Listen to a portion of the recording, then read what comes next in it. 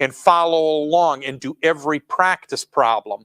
Keep note of that because that's going to be part of your written assignment. Then when you're all done with the chapter, then I'd read through it again very, very quickly, just to make sure you retained all that information. Some of the stuff that we're going to talk about tonight in chapter 1, like atoms, molecules, you probably have heard before, right? The periodic table. A lot of you have heard that already before. So keep that in mind, that if you're going through the book and the book is talking about stuff that you already know, you don't need to beat that to death. And that's actually good because it's going to draw you to focus your attention on those areas that you don't understand. And you're going to be able to dump all of your energy into the stuff you don't understand. Does that make sense?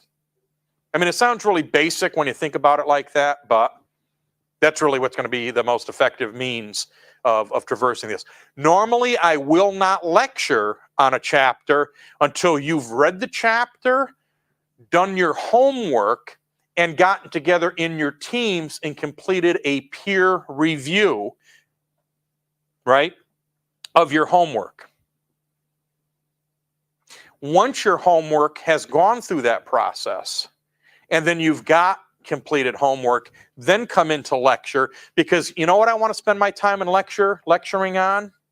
What you didn't get out of the book, what you didn't get out of the assignments.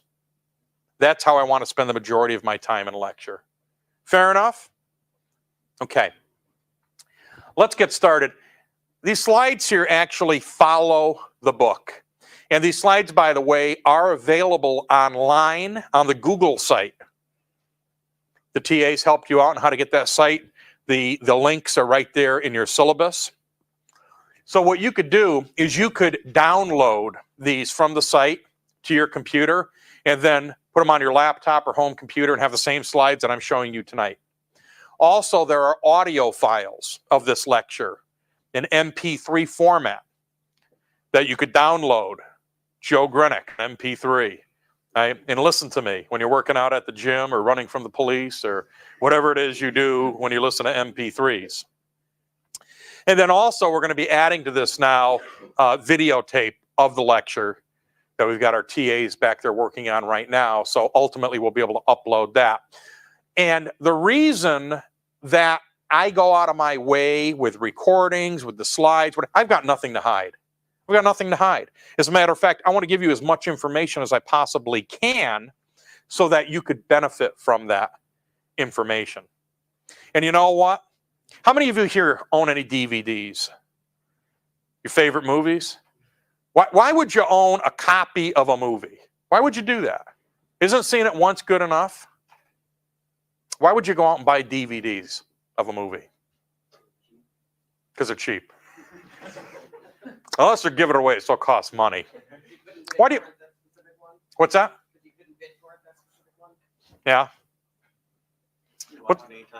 You can watch it anytime you want, but why specifically would you purchase a particular movie?